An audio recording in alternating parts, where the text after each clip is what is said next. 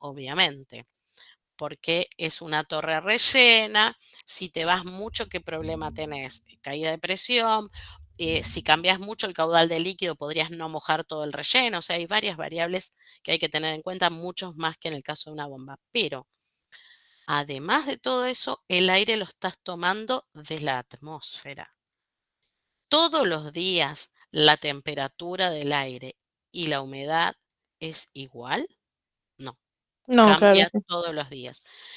Creo que lo hablamos, no sé si lo hablamos la clase pasada, pero dijimos, si la mínima temperatura que tengo que enfriar es la temperatura de bulbo húmedo del aire de entrada, yo creo que una de las cosas que les dije es cuál es la peor condición, ¿no? Sí, cuando hablamos de prueba, ¿no? Cuando hablamos de ese momento en donde Sí, probabilidad sí. nos vino bárbaro. Sirve para otras cosas, ¿eh? Yo soy a veces media extremista para explicar, pero sirve para muchas cosas más, probabilidad y sobre todo estadística. Pero ese aire en realidad vos vas a ponerte en la peor condición, así que como que te va a sobrar siempre columna. Después, el aire de entrada va a cambiar todos los días y por lo tanto tu agua también va a cambiar todos los días. Y después, si el agua vos la estás usando para enfriar, lo que vas a manipular seguramente, suponete que tenés agua más fría, lo que vas a manipular después van a ser los procesos de enfriamiento adentro de la planta, ¿no? Tiene sentido porque cada proceso estará diseñado para que el agua fría entre a, no sé, 21 grados y resulta que un día entra a 18. Bueno, puedes manipular esos procesos dentro de la planta para mantener tu proceso en especificación. Claro, perfecto. Sí, sí, ¿Mm? sí.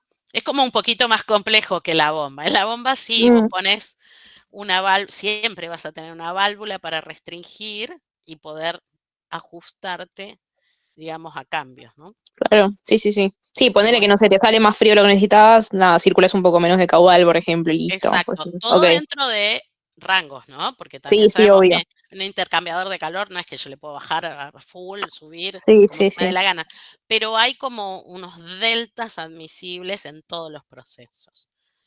Y Excelente.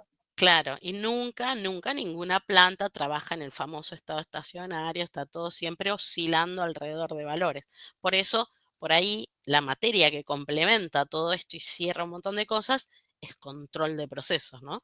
Porque vos tendrías que poder controlar y ese control se hace en una franja, no es exacto, digamos.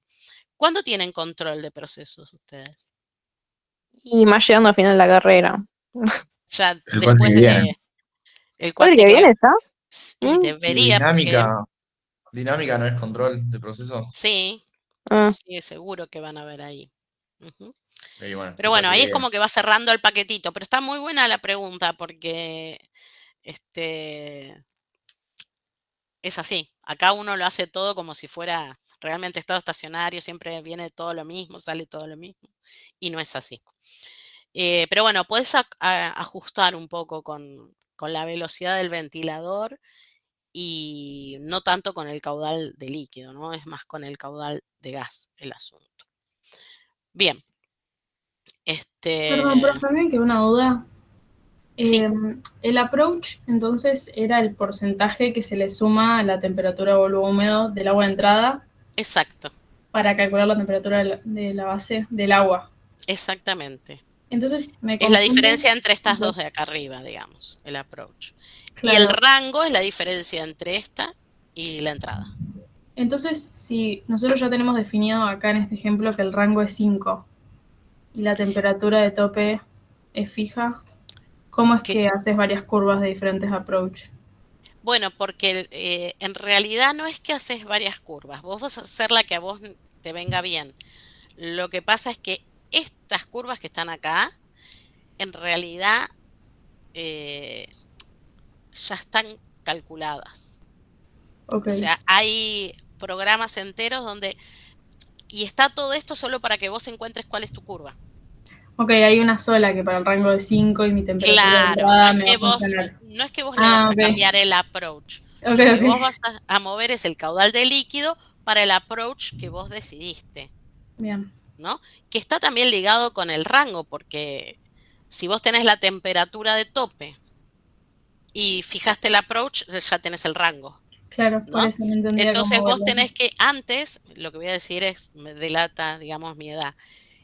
Esto que está acá, antes era un libraco tremendo, donde en cada hoja tenías una temperatura de bulbo húmedo, un rango y todas estas curvas. Porque fíjate que esta integral vos la podés calcular, es agua, siempre es agua, no hay mucho que hacer con esto. Entonces, todas las curvas de la capacidad necesaria están hechas de antemano en realidad. Vos vas como a un bibliorato, ahora vas a un programa de computación Claro. no un bibliorato, pero yo iba a un bibliorato y buscaba la hojita para mi rango, mi temperatura de bulbo húmedo, y ahí enganchaba el approach que yo quería y lo comparaba con la curva del fabricante, ¿no?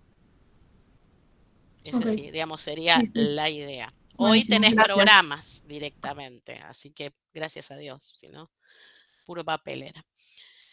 Pero lo importante es más que nada entender el concepto, más allá de que después puedan hacer ejercicios y calculen relleno de torres, la realidad es que lo más importante es aprender a calcular este valor que está acá para poder saber qué es lo que uno necesita.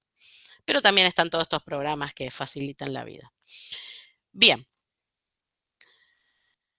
Nos queda un poquito más, nos debe quedar media hora más o menos de clase, o no creo que más.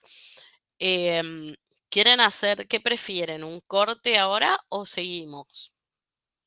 No, sigamos mejor. Contesta uno por todos, así que supongo que están todos de No, acuerdo. igual sí, sí, sí. Sí, sí, Digamos. bueno. Bien, bien, bueno, seguimos. Lo que ustedes prefieran, yo no tengo problema. Bueno, seguimos. Sí, queda muy poquito, creo que deben quedar 3 diapositivas o algo así. Vamos a ver ahora lo que es la evolución del aire en la torre con un método, que acá está el nombre, es el método de Mickley.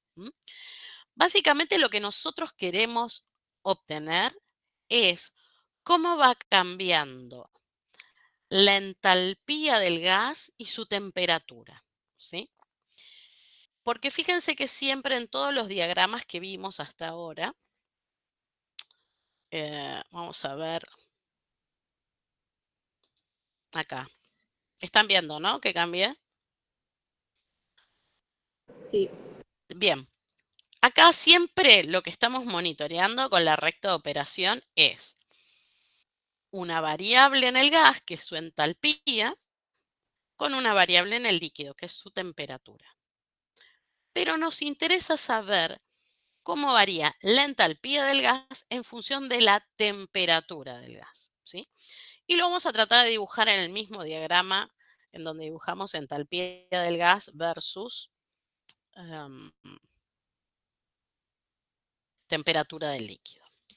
Y para eso vamos a volver a mirar todas las ecuaciones que ya vimos antes. En el balance de entalpía vamos a dividir, digamos, vamos a mirar primero el calor total transferido al aire, que es esta expresión 1, que ya hicimos la deducción antes. ¿Se acuerdan que nos quedaba GS diferencial H igual a KI por A por la diferencia de entalpía entre la interfase y el seno de la fase gaseosa por diferencial de volumen? Y ahora lo que vamos a hacer es, de esta expresión que está acá, vamos a mirar únicamente el calor sensible. Esta expresión 2, quiero que anoten por ahí, es una simplificación. Si alguno quiere leer la deducción completa que está en el Treibal, los invito a que lo hagan, si tienen ganas. Yo personalmente considero que es algo que no vale la pena perder tiempo mirando muy minuciosamente un sistema de ecuaciones bastante más complejo, pero que no aporta mucho más. Y creo que Mickley pensó lo mismo y dijo, yo voy a considerar que el calor sensible que cambia en el gas, que es GS por por la capacidad calorífica del aire por diferencial T, sea, el calor sensible, no va a mirar, no mira la humedad del aire, no mira otra cosa, mira, el calor sensible que cambia en el gas tiene que ser producto de la transferencia de calor a través de la interfase, o sea, Hg, el coeficiente de transferencia de calor, por el área, que seguimos diciendo que es la misma para masa y calor, por la diferencia de temperaturas entre la interfase y el seno de la fase gaseosa, por diferencial de volumen. Como siempre, el Lewis es igual a 1 y por lo tanto Hg lo puedo reemplazar por KI por CS, lo reemplazo acá, en esta, y divido miembro a miembro la 1 y la 2. Divido miembro a miembro. Con lo cual, fíjense que acá me va a quedar este término Gs diferencial H dividido Gs CS diferencial T. CS se va a ir porque de este lado está KI por CS, así que desaparece. No lo puse, por ahí debería haber puesto una ecuación más para que quede claro, pero CS se simplifica porque está del lado izquierdo y termina estando acá del lado derecho. Entonces, dividiendo miembro a miembro la 1 con la 2, me queda diferencial H sobre diferencial T. ¿Qué es esto? Es la variación de la entalpía del gas respecto de la temperatura del gas, que se acuerdan que era una de las cosas que queríamos averiguar. ¿Cómo varía la entalpía del gas con la temperatura del gas? No queríamos la recta de operación que era entalpía del gas, temperatura del líquido. Dividimos miembro a miembro, los dos miembros de la derecha al dividirnos nos queda. Acá tenemos KIA por diferencia entalpía diferencial de volumen y acá teníamos KICS, CS lo simplificamos, nos queda KI por A, diferencia de temperaturas, diferencial de volumen. Lo colocamos acá. Entonces, lo que nos dice esta expresión es que la variación de la entalpía del gas respecto de la temperatura es esta relación. Entalpía del gas en la interfase menos la entalpía del gas en el seno de la fase líquida sobre la temperatura del gas en la interfase menos la temperatura del gas en el seno de la fase líquida. Bien. Además, como es la variación, básicamente diferencial de H respecto de T es la pendiente de esta curva que estamos tratando de averiguar, la de la entalpía del gas en función de la temperatura. Esta es la pendiente de esa curva. Entonces vamos a quedarnos con esa idea de que esta es la pendiente de la curva que queremos hallar. Y acá viene el método que no es complicado, pero bueno, hay que mirarlo atentamente. Primero, ¿se acuerdan de esta expresión verde que está acá? La expresión verde que nos decía cómo conociendo los valores en la recta de operación HT, acuérdense que T mayúscula es la temperatura del líquido y T minúscula la del gas. Conociendo los valores en la recta de operación de la entalpía del gas y temperatura del líquido y los coeficientes de transferencia de calor en el líquido y de masa en el gas, que estos los podemos obtener, hay correlaciones, podríamos averiguar los valores de la entalpía del gas en la interfase y la temperatura del líquido en la interfase. Ahora, sucede algo muy curioso, que es lo siguiente, y no es tan curioso. ¿Cómo es la temperatura del líquido y la temperatura del gas en la interfase? Iguales. Iguales. O sea que yo, esto que está acá, lo podría reemplazar por TI. ¿Sí? ¿Eso qué quiere decir? Que la diferencial de H respecto de T es exactamente igual a esto que está acá, a la relación, ¿sí?, de los coeficientes de transferencia de calor y de masa. Entonces, conociendo esto, vamos a tratar de averiguar cómo es la curva, porque la realidad es que si yo conozco la pendiente, de alguna manera puedo ir armando la curva y ya dijimos acá que la pendiente la conocemos porque conocemos la relación de los coeficientes. Entonces vamos a empezar por la base de la torre. En la base de la torre vamos a imaginarnos, esto no siempre es así, esto es un caso, digamos, el más raro, no raro porque no se dé, sino raro para nosotros, y es que el líquido va a salir más frío que el aire que está entrando. Y la realidad es que el primer punto de esta curva de cómo varía la entalpía del gas en función de su temperatura, ya lo tenemos, porque tenemos la entalpía del gas a la entrada y conocemos su temperatura, es la temperatura de bulbo seco del aire que entra. Así que este numerito ya lo tenemos. Y vamos a asumir que el aire está más caliente que el agua que ingresa. Podríamos haber empezado del otro lado diciendo que el aire está más frío que el agua que sale, perdón. Sí, podría haber sido. Pero vamos a empezar acá, que es como el más raro para nosotros. Bien, entonces, ¿están todos de acuerdo que tenemos el primer puntito de esta curva? Bien. ¿Qué vamos a hacer? Vamos a ir desde el primer punto que está acá de la recta de operación, vamos a ir con los coeficientes de transferencia de masa hasta los valores en la interfase. Y eso, para hacerlo simple en este ejercicio, simplemente vamos a decir que este valor es prácticamente infinito. No sé, vale menos 48. Si uno dibuja acá una pendiente de menos 48 y la verdad que es una recta que sube paralela al eje Y prácticamente. Entonces vamos a imaginar que este número es infinitamente, es menos infinito, a los fines prácticos. Si no fuera así, bueno, tendríamos que trazar la pendiente que sea. La cuestión es que lo conocemos. Entonces vamos a ir desde recta operación a interfase y llegamos ahí. Este puntito que está ahí es este, HI, TI. Entalpía del gas, temperatura del líquido. Pero este punto también es entalpía del gas, temperatura del gas. ¿Sí? Así que esta pendiente la podríamos dibujar, si se fijan, uniendo la entalpía del gas, temperatura del líquido o temperatura del gas en la interfase, con entalpía del gas, temperatura del gas que teníamos antes, que es este puntito de acá. Entonces vamos a unirlos, esto es negro, esto es verde, acá lo dibujé verde, vamos a dibujar ahí con esta línea punteada negra. Esta es la pendiente.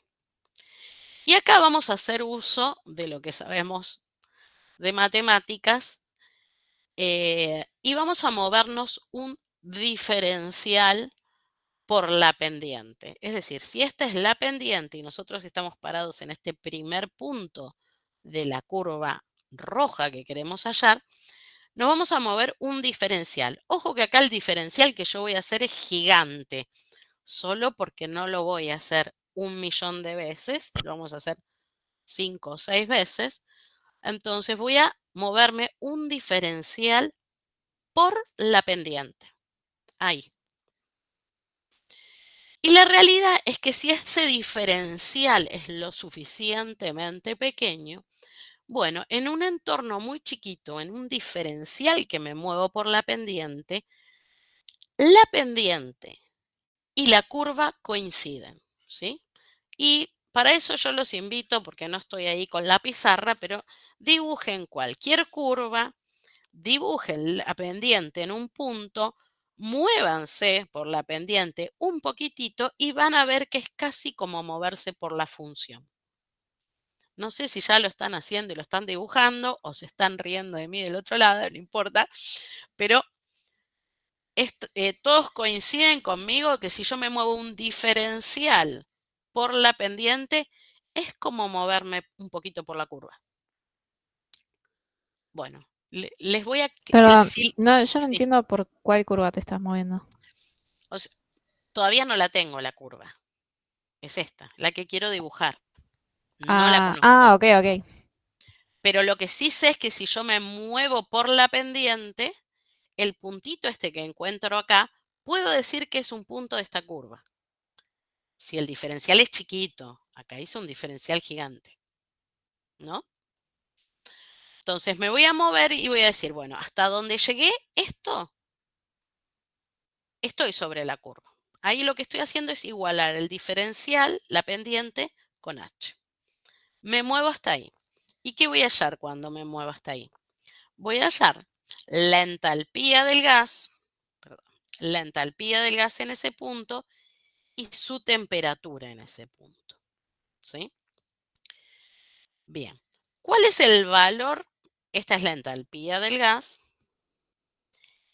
Y acá, este gas, que tiene esta entalpía que está acá, está sobre la recta de operación con esta temperatura del líquido. ¿Sí? O sea, me voy con la entalpía del gas que tengo, me voy a la recta de operación. Porque básicamente lo que saqué fue esta, la entalpía del gas y su temperatura, es este punto. Esta entalpía del gas es la entalpía que tengo acá y tengo la temperatura. Y en ese puntito sobre la recta de operación me voy ahí a encontrar otra vez los valores en el equilibrio. Y subí, te subí. Igual no se preocupen mucho que lo que no se llegue a entender acá, que no tengo pizarra para dibujarlo adecuadamente, lo volvemos a repasar al principio de la clase que viene, no sufran. Porque la verdad que es muy difícil explicarlo así, es mucho más fácil en la pizarra directamente. Bueno, entonces, vamos y encontramos los valores de vuelta HI, TI, que son de nuevo HI, TI chiquita. Son la entalpía y temperatura del gas en la interfase.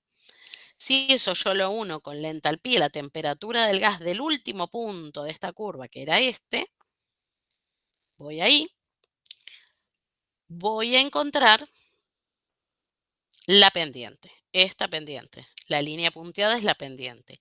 Y de nuevo voy a decir, si tengo la pendiente y me muevo por la pendiente un diferencial, todo esto es la curva H. Acá estoy igualando el diferencial a la curva H. Y acá encuentro un nuevo punto que es HT, o sea, es la entalpía del gas con su temperatura. Ahora, la entalpía del gas con su temperatura es esta entalpía, es esta que está acá. Y me voy a la entalpía del líquido, o sea, me voy acá, a la entalpía del líquido. Esta es la entalpía del gas con la entalpía del líquido. Y desde acá, ¿qué vuelvo a hacer? Vuelvo a buscar los valores en la interfase. Vuelvo a buscar los valores en la interfase. Cuando hallo los valores en la interfase, como estos dos son iguales a estos dos, los vuelvo a unir con el último punto que tengo de esta curva, que es este que está acá. Ahí está. Y este es la pendiente. Y como dije antes, la pendiente es igual a la curva en un entorno chiquitito, en un diferencial, y hago el diferencial. Y acá encuentro el nuevo punto HT. Como tengo H, lo estiro hasta la recta de operación y hallo T. Así que tengo HT. Entalpía del gas, temperatura del líquido, que es acá. Y desde acá, si quiero encontrar los valores en la interfase, vuelvo a trazar menos HL sobre KI. Vuelvo a trazar. Y acá encuentro HI-TI, que es exactamente igual a HI-TI chiquita. Y si lo uno con el último punto, ahí está, encontré la derivada de la función. De nuevo, vuelvo a decir que la derivada se parece a la función en un entorno chiquito. Me muevo muy poquito y vuelvo a hallar acá la entalpía del gas en función de su temperatura. La entalpía del gas es la misma, la estiro hasta acá y encuentro la temperatura del líquido. Así que tengo este puntito en la recta de operación. Y otra vez vuelvo a trazar arriba. Vuelvo a unir este punto con el último punto de mi curva roja. Tengo la derivada, me muevo por la derivada y ahí ya tengo que parar porque se me terminó la columna acá, ¿no? Acá llego al final, ahí está, y terminé. Y acá, haciendo todo este método, que obviamente habría que tomar diferenciales más pequeñitos, pero esto no está tan mal. Tengo mi recta de operación que me describe la entalpía del gas en función de la temperatura del líquido y tengo esta curva roja que es la entalpía del gas en función de su temperatura. Y acá se ve claramente lo que veíamos en los perfiles. El perfil acá abajo, en la base de la columna, y el perfil acá arriba. Fíjense que arriba la temperatura del líquido es más grande que la temperatura del gas y acá abajo la temperatura del líquido es más baja que la temperatura del gas. O sea que la inversión del calor sensible que vimos en los perfiles se da acá justo cuando las dos rectas se cruzan, por acá se da la inversión. Siempre el calor latente va del líquido al gas, pero el calor sensible va del líquido al gas en la parte superior y del gas al líquido en la parte inferior. Y con este método uno puede justificar esos perfiles que vimos antes. Otra cosa que, digamos, hace esta evolución del aire en la torre es mostrarnos si el aire va a salir saturado, ¿sí? Porque en cuanto el aire se satura ya no hay más transferencia de calor latente y la torre se comporta como si fuera un intercambiador de calor, o sea, lo único que importa es el calor sensible.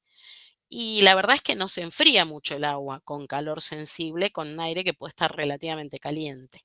Se enfría por el calor latente. Entonces yo no quiero que el aire se sature y si se fijan, el punto de saturación se va a dar cuando la curva que representa la evolución de entalpía y temperatura del aire toque la curva de equilibrio. Acá, por ejemplo, en este caso, el aire justo se estaría saturando a la salida. O sea, capaz que yo miro la torre de enfriamiento y veo el vapor de agua en forma de una nube, pero puedo decir que dentro de la torre no está aún saturado, así que estaría funcionando relativamente bien.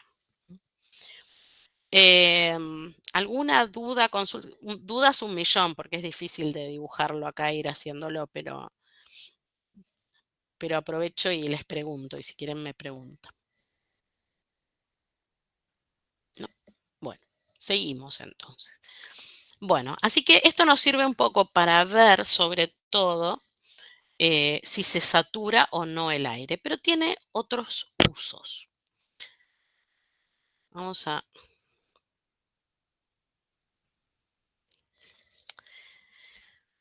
El primer uso es ese, que es bastante obvio, determinar si el aire se satura dentro de la columna, o sea, se va a formar niebla ahí adentro.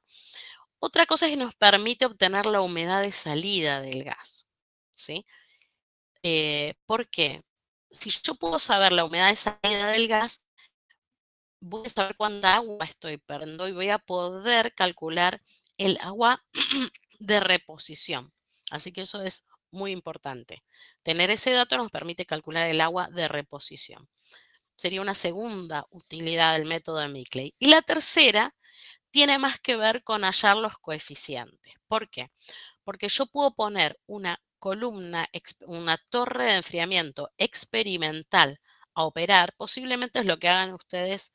Ustedes tienen una especie de taller de procesos y operaciones. Y entiendo que tienen una torre de enfriamiento. Entonces, lo que pueden hacer si tienen una torre de enfriamiento es ponerla a funcionar, que entre el agua por un lado, el aire por el otro, y poder medir la humedad del aire de entrada, la humedad del aire de salida, la temperatura del agua a la entrada y la salida, es decir, conocer todos los parámetros de funcionamiento. ¿Para qué sirve el método de Mickley? Bueno, sirve para calcular el valor de la resistencia del lado del líquido y la del gas. ¿Por qué? Porque si yo aplico el método, acá me pasé, no tiene que ir hasta ahí arriba, esa de ahí sobra. Vamos a ir para atrás. Hasta ahí tengo ya. Si yo sé las características del aire y del agua a la entrada y a la salida, es como que yo conozco los puntos finales conozco la recta de operación y conozco los puntos finales iniciales, pero sobre todo el final de esta curva. Entonces, ¿qué puedo hacer? Para calcular este valor, lo que hago es suponer un valor, usar el método de Mickley y verificar que el valor que obtengo a la salida sea el que tengo experimentalmente. Si no es igual, quiere decir que el valor supuesto no sirve y tengo que proponer otro. O sea que hago una iteración hasta que me coincida el valor calculado con el valor experimental de mi torre experimental y con eso voy a encontrar esta relación de los coeficientes que me sirve después para cualquier otra operación de la torre. Así que vamos por acá. Finalmente, no quiere irse esto. Ahí está. Algunas consideraciones que son más bien prácticas en términos de las torres que vimos. Nosotros vimos torres de tiro mecánico, la primera clasificación amplia, las torres de tiro mecánico y las de tiro natural. Y esto tiene que ver con algunas consideraciones en el diseño, como por ejemplo el tema de la ubicación. Yo creo que les estuve hablando de los problemas que pueden haber por una de las bacterias que suelen haber en las torres de enfriamiento, la legionela. Entonces, un tema es la ubicación. En general, se las ubica a las de tiro mecánico, que sale, digamos, el aire con cierta fuerza hacia arriba, lejos de otros procesos, por el tema del personal de planta. Hay un tema de ruidos, pero también el tema del aire húmedo y la niebla y el riesgo esto de enfermedades que se puede contagiar por la legionela. Las de tiro natural se suelen poner a 1,5 veces el diámetro de la torre, alejados de otras áreas. Costo de instalación de las de tiro mecánico, ya lo hablamos cuando las vimos, es bajo con respecto a las de tiro natural, que son estructuras importantes, pero en donde ganan las de tiro natural es que el costo operativo se reduce y por eso dijimos principalmente las de tiro natural son cuando tengo que enfriar muchísima, pero muchísima agua y la realidad es que voy a utilizar cantidades de aire tan importantes que me van a hacer la potencia del ventilador impagable. Después, las torres de tiro mecánico pueden tener problemas de recirculación. ¿Sabe lo que es la recirculación en una torre de tiro mecánico? ¿Alguno se puede imaginar qué es? Puede ser que tome el aire que ya está húmedo. Exactamente. Y eso se da mucho, es exactamente eso. La recirculación es cuando la torre toma aire que ya está húmedo y eso se da mucho más en las torres de tiro mecánico, pero de tiro forzado, ¿sí? Las que tienen el ventilador, digamos, abajo, no arriba, y tiene sentido. Porque cuando lo tiene arriba directamente expulsa el aire, sale hacia arriba con mucho empuje, así que no generan tantos o es menos probable que haya problemas de recirculación. Pero también, en el caso de las de tiro natural, bueno, esto no es un problema porque prácticamente las de tiro natural son como una chimenea. Tema de corrosión, es más importante en las torres de tiro inducido, ya que el ventilador está expuesto al aire húmedo. No obstante, bueno, ahí hay más un tema de materiales, igual se usan muchísimo. Y bueno, la aplicación, ya lo habíamos hablado, las de tiro natural para grandes capacidades y las de tiro mecánico para capacidades, no diría pequeñas, porque también se usan para capacidades moderadas y obvio cuando hay poco espacio, o sea, si hay poco espacio son más compactas, entonces se pueden utilizar. Bien, a título informativo, y es lo último que queda hoy, y ya los dejo ir en paz porque es muy dura la virtualidad, yo odio asistir yo a clases virtuales. O sea, yo ser alumna en clases virtuales, soy bastante mala alumna, así que puedo comprender lo que se siente del otro lado. Las torres de dehumidificación. Las torres de dehumidificación, que ya esto es fuera de lo que es torres de enfriamiento, se utilizan para dehumidificar corrientes de gases, que no necesariamente son aire. Puede ser otro gas que está húmedo, obviamente con agua, y lo que se hace en esos casos, digamos, la variable a fijar es el caudal de agua a utilizar, y lo que se hace habitualmente es, se pone en contacto el aire húmedo con agua fría, ¿sí? Y eso hace que el vapor de agua que va en el aire o el gas condense sobre esta película o esta película de agua descendente. Entonces, ese, digamos, es el mecanismo, cómo funciona una torre de dehumidificación. Si tenemos que hacer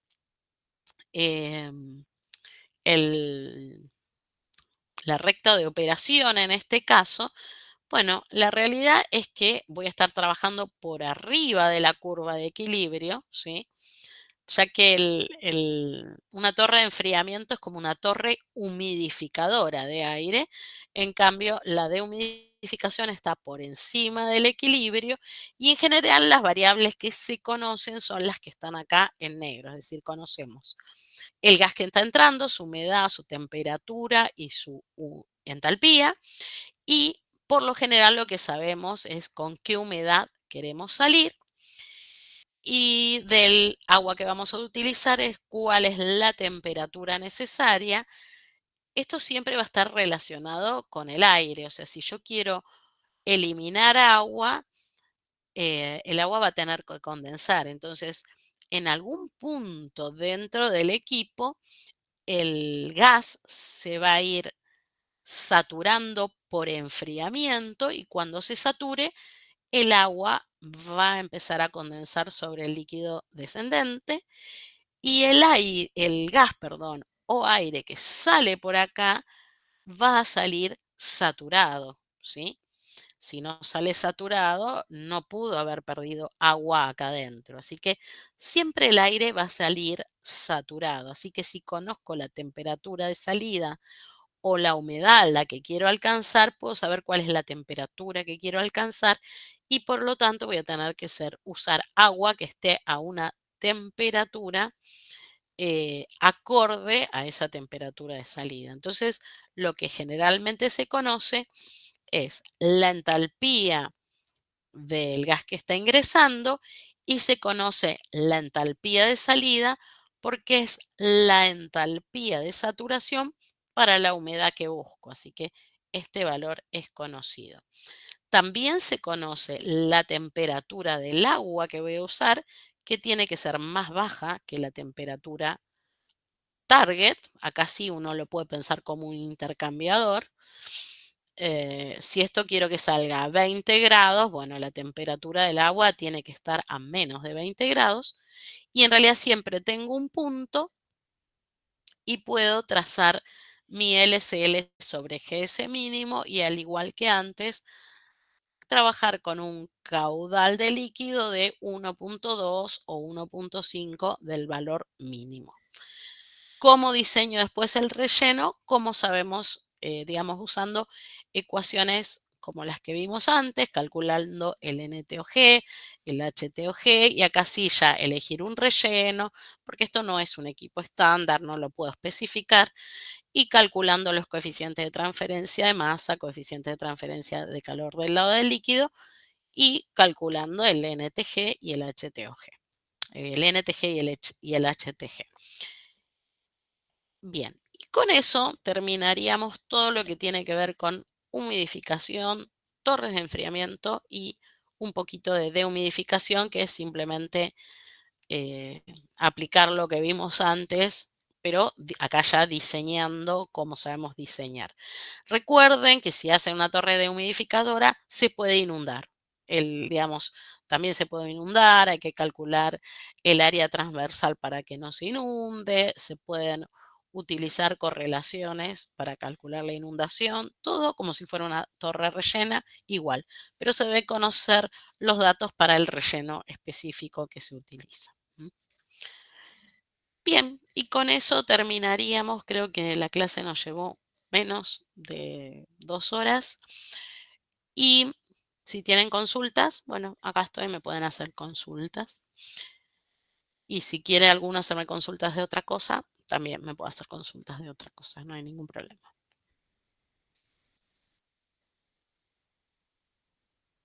Voy a